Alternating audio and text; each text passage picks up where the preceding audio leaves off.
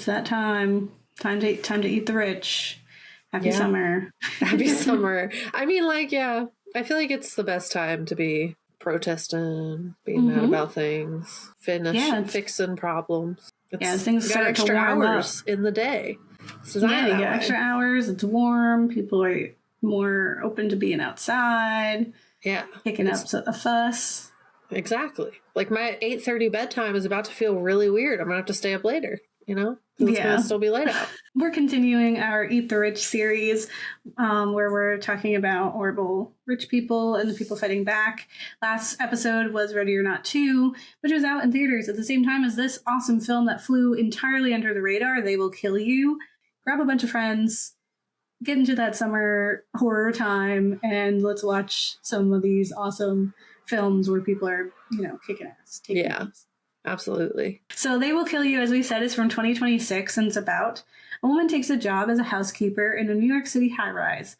Unaware of the building's history of disappearances, she soon realizes the community is shrouded in mystery and is directed by Kirill Sokolov. Asia Reeves, who's newly released from prison, it's important, finds a new job at this historic hotel, the Virgil. After attempting to flee an abusive situation that leaves her in the hands of the prison system, Asia is seemingly ready to return to society and hopefully reconnect with her younger sister Maria, who she unintentionally abandoned. Similar to Ready or Not, with Grace and Faith, it was like, we're in these shitty situations and, I had to leave, but hers was, I tried to get us both out. It didn't work. What happened to me. The Virgil, her new place of work as a maid or a housekeeper, is a famous thing with an illustrious history, an exclusive guest and employment list. Luckily, Asia gets the gig and starts her first day not exactly hopeful. She's not under any illusions of like what the hotel is. Like she's not like into the glitz and glamour of it or the history. She's like, whatever. They're like, dude, no, the Virgil and the history. And she's like, just show me where I go to bed. Yeah. I'll also say you would never be able to work there because they lock the door immediately, and that's a big no for Gabe. And you would be like, get me out of here. My claustrophobic could never. Yeah, I remember watching it and it's like sealed shut, and I was just like, no, we must flee. It's such an immediate red flag. What do you mean? Like, you gotta open that up right now. Yeah. What do you mean the door's locked in such a dramatic way? Taking regular doors off of the hinges because they were going to be maybe accessible for 30 minutes. And I was like, that's too many minutes. Yeah. So not for me. But Asia is also not buying into it. She's just like, this is a place of work. And it's like full of like just cringy white people, and then the staff are also super sus. It's going like Stepford Wives. And the staff bustle about and seem friendly enough, right? Offering that we're family culture that corporate America loves. Like it was definitely like, oh, we take care of each other here. It's an exclusive club. Wink, wink. For both the attendees and the employees. And I was like, okay. It's like, how much you paying? Or are you even, to be honest? Right. Like, come on. But it becomes quickly apparent that something sinister lurks behind the smiles and tacky teal walls. The front doors, as Kay said, lock system is like an intricate bank vault sealing its residents in, which should have been like the first thing, which is why it's like, you're like very suspicious of Asia's like interactions here, because you're like, why isn't she reacting more? Yeah, like, she's like pretty cool. She's like, I've got to sleep. I'm gonna take a shower. Yeah. In fact, during that same steamy shower, a message is revealed on the mirror, the film's title, They Will Kill You, and it slowly evaporates. The first night in her new room is fitful, and soon those sinister truths are revealed as Asia becomes a prey for the satanic cult of rich people. Only classic. Asia seems quite ready and prepped for the assaults. Like, she comes prepared. She has hands. Like, stop. Why are you so good at fight? Not Karen, and then you were fully carrying. So I won't reveal much else because I found the twist, like, at this point to be really exciting. I looked at Kay and we were just like, we were both like, because I genuinely was like, what? Like, after like the first 15 minutes, I was worried because I was just like, we've already seen the rising action. Yeah. And it's like already crested. It's so like, what else is there to do? Yeah, no, exactly. He's like, we've done the film. It's happened. What I was promised to happen in that little slip of the trailer. And now what? And then you discover that this is just the beginning, obviously. And it is a delicious morsel of violence before an entire buffet of savagery, gore, and insane situations. Zazie Beetz is a powerhouse of badassery, absolutely destroying the villains while also having some unexpectedly tender yet honest moments with Mila, who plays her sister Maria. I also love that actress too. Bodies, Bodies, Bodies. Like one of my top fave films. Yeah, she's also in industry and is like really popular for that. Mm-hmm. I love Zazie. So yeah. If it doesn't take much, you can sell me. Patricia Arquette is also pleasantly peculiar, and her ensemble cast of villains complement both her and this absurd storyline. There's like Draco Malfoy's in it. Yeah. Like right away something happens to him where I was like, okay, that's his, like, why would he sign up? He's like a pretty big actor for to be, yeah. I forget his name, and I'm sorry I like used the worst reference for him. But my section is essentially we're like a family here and other impressions. Cute. Because I think like while the story definitely has that overarching like rich people stuff, and we're murdering them, there's like more to it than like what Ready or Not is giving us. Like Ready or Not gave us a very obvious like we're just having fun and playing in this space, and this was like there's levels to this. Like this could get shittier. Actually, it's like this could be worse. Turns out, Ready or Not, pretty bad. Could be worse. And that's what we get. So They Will Kill You is a punchy, gory, and brilliant mess. It was delightfully unexpected, and while at times it certainly feels like John Wick but with a badass black woman, that's not a negative. Yeah. I was like, that's a selling point, honestly. Yeah, no, absolutely. It is a relentless assault of silly world building and over-the-top body gore. Inverse's review of the film calls it a gonzo gore fest, and I couldn't agree more. I was like, that's exactly what it is. It feels like an instant cult classic, as counterintuitive as that sounds. Like it can be a cult classic when you just came out. Yeah. But I feel that way because it flew under the radar and like wasn't getting the attention during its release that I think once it is released as a screening option is gonna skyrocket. Like, I just think people are gonna have fun when they have access to it, and it will just strike joy into the hearts of summer screeners. Yeah. It sends me to Raimi levels of gory bliss, and it's a perfect horror film to watch with friends, and I highly recommend it. So like with Ready or Not 2, Here I Come, I had not been expecting or even asking for this film, but was pleasantly surprised by it. I'm a bit disappointed in its promotional team, as I mentioned, that seemed to lack the confidence in their own piece, especially in the shadow of the bright and shiny sequel to Ready or Not releasing at a similar time. Like, I get that. Like, maybe you delay the release. I don't know. Like, it felt like they set them up to fail, and it was kind of rude. Yeah. Also, they don't, like, girls don't have to compete against each other. Yeah. Right? Like, these Uplift are two, both, like, right. You can got see two awesome sisters kicking ass. Let's do both. Yeah. Why do we have to be fighting? Anyway. While Here I Come was a lot of fun and also a pleasant surprise, there are moments that left me wanting, or rather not wanting, as discussed in our episode last week about the film, where I felt the relationship with the sisters seemed like tacked on, stalling the forward momentum of the film's like rapid fire assault. Because it just felt like it was like, oof. Yeah. Now we're complaining at each other. And I'm like, this is really not the fucking time. Whereas like in this, they were also like, this is not the fucking time. Get in line. Yeah. You know? Those moments, this very similar moments between the Reeves siblings felt so much more honest and realistic. And in both films, the sisters offer no illusion of butterflies and rainbows in their relationship, which I appreciate, but it's exceptionally real and They Will Kill You. These moments also didn't stall the action, but rather inform the rest of the film and happen concurrently with their fight for freedom. It was like, we're getting a breather similarly to the other one, but then it picks right up and it keeps with the punchy comedy. So it wasn't trying to like there's moments with Grace and Faith in Ready or Not where they stop and they're just like being sad at each other and angry at each other. And it's not exactly fun. Like, we're not having fun anymore. And we were just having fun. We were just giggling.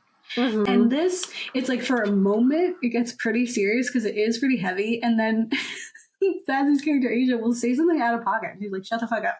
It's like, that's not the time. Yeah. Or she just like punches her in the face. Like, to me, it was just like, it's like, we don't got time to talk. We gotta get you out. Yeah. No. Literally. Yeah, it kept the same, like, this is a crisis, and then also kept the comedy and the release of tension, and didn't feel like you were just like shocking me with emotion for a second. Mm-hmm. And then seeing their growth and like their connection and this idea of coming back for me, it also didn't feel the necessity to like hit me over the head with it. Like in Ready or Not, like they're literally like, "You should have left me behind," and he's like, "I won't leave you behind." Like, girl. Yeah, there's a lot of talking versus action, where this had so much more action. Yeah. Yeah, and that same situation of like, "You should have left me behind, you shouldn't have left me behind," happens, but it is an example in the program, and they don't feel like the necessity to like stop everything to tell us. Yeah. So I just feel like that did really well in this film, whereas it didn't do great in the other film. Yeah. The other core difference between these films is our Final Girls, and I am overjoyed at the addition of Zazie Beetz to the Final Girls roster, and to situate her firmly at the top of that list with Best Final Babes, Erin from You're Next, Grace from Ready or Not, and there's obviously others on that list. There's Ripley. There's plenty. I have a running list of some of my favorite Final Girls, but those two felt the most relevant because it's like one person against like an onslaught of people. Yeah. And I will be reaching out to Final Girl enthusiasts and frequent Ghoul guests June for their take, because they always have something to say, especially about Final Girls. Yeah. That being said, Ghoul Scouts should know by now how excited I am by the presence of Black Final Girls, but also how wary I am about their treatment in a story. Mm-hmm. And you can check out our next episode on Opus with Final Girl Ayo Edebiri for more on what that looks like when we're not quite committed, but still how important it is to have them there. Yeah. And I just think like this film did a decent job. I didn't feel like they were hitting me over the head with things, and I felt like they gave Zazie and Mila like the consideration for their experience, and it played as a part of this film. Yeah, like it was important that they were this, or they wouldn't be in the situation. Zazie Beetz also felt that importance, and it shows on the screen. She absolutely kicks ass. So I really hope someone puts her in like a John Wick movie. I know they're doing a lot of spin-offs. Yeah, I won't let that man die. So do her. She could be the next ballerina. I don't know. There's going to be a show. I don't know. Put her in it. Yeah. We know she could do cool stuff. But she said, "I love turning that idea on its head and changing the genre of horror, specifically in Black women and Black men dying first so often in films. And I love this, being the Black final girl, that's an amazing honor. You don't really understand what's driving her to be there, and driving her also to go against her instincts, but she has a very emotional goal in this movie. And so for me, that was what it was like, interesting for me to play with. I think it's incredible to have more Black people in the horror space as well. I think it's interesting to explore horror extremes and have that sandbox to play in." She shared this in an interview with Madame Noir titled "Being the Black Final Girl is an Amazing Honor, Zazie Beetz on Flipping the Horror Tropes." Which is really true. Mm-hmm. And she definitely was playing in that space. We don't have a lot of them.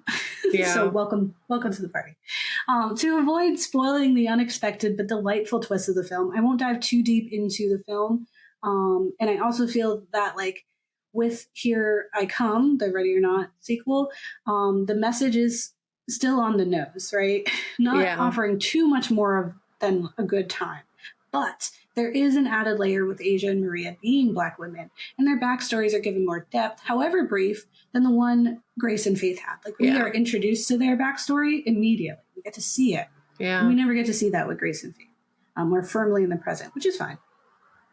The predatory nature of the Virgil is what gives this more substance than I think Here I Come's satanic cult. Yeah. While also taking advantage of the poor, just like Ready or Not, the Virgil is specifically seeking out vulnerable people that won't be missed by the larger world. Yeah. These are people that go missing every day in real life, and no one bats an eye, right? These are immigrants, lower income folks, Black and brown people, indigenous people, queer people. It's just anyone just going missing and no one's caring. There's several documentaries about these things, right? Grace, in Ready or Not, was seen as at least as enough of a potential equal, right, see white woman, to be offered a seat at the table through marriage. So in the first Ready or Not, had Grace not pulled the hide and seek card, she'd be blissfully wed to a rich, shitty husband. Yeah. Like, they didn't know she was going to do that. Yeah. But she did. Like, it was all expected for her to do it or she would die, you know? Yeah. She also very much has the choice of absolute power in the end of the second one. And that comes without any catch other than the ambiguity of her soul. Like, she ties that to her, but she actually could, like, fix the system from the inside or whatever. Like, she's given that option. She gets ultimate power. Yeah. She turns it down. Zazie and them were never going to get that. Yeah. They were never offered a seat at this table. So though there is a similar offering of power and connection in They Will Kill You, that power comes with a price and still exists very much in a tiered system. While the help at the Virgil may also get to partake in the magic of this satanic cult, there's still the help. This is played upon in the film, like inspiring like sympathetic laughter from the audience when one such maid is told to clean up after the mess she created by trying to murder Asia. And no such demand was given to the elite Satanists. They get to murder as merrily and messily as they please. And it is funny. It's like a punchline of like that whole idea of like, we're family here, but you have to clean up after your family, right? You are less than your family. Yeah. Right. Like, get up. Like, okay, girl. Get up. The members of the cult, or at the very least, Patricia Arquette's Lily and her husband Ray, played by Patterson Joseph, are given a more complex and sympathetic story behind their position in the cult. And I'm not writing off their decades of villainy, murder, and corruption. They're definitely the baddies for sure. But there's more sympathy to be had for these two and an understanding of how they got here that offers more than the Ready or Not's cult of powerful elites desiring more power. Like, they were like fighting to survive and then ended up in this situation. They're like the Grace of the situation that decided to choose that instead of putting it down. And so then they were corrupted in this longer way versus like the rich elites like came in straight up in Ready or Not and were like, I deserve this power. Yeah. And I'm specifically getting it to harm others. Yeah. For the folks, some of the folks, specifically Ray, the husband, the parts of the cult that involve murder is a, poor negative aspect to an otherwise wonderful situation, right? Versus like the delight that Ready or Not is getting and the rest of the They Will Kill You people. So there's like a difference there. But ultimately, They Will Kill You deserves a lot more love and attention than it has gotten. It manages to be both a brilliantly entertaining and brutal film, while also dangling bits of social commentary throughout to keep things interesting. So do yourself a favor and add this to your summer horror watch list. And add literally anything Zazie Beetz is in. XOXO Cave. Yeah.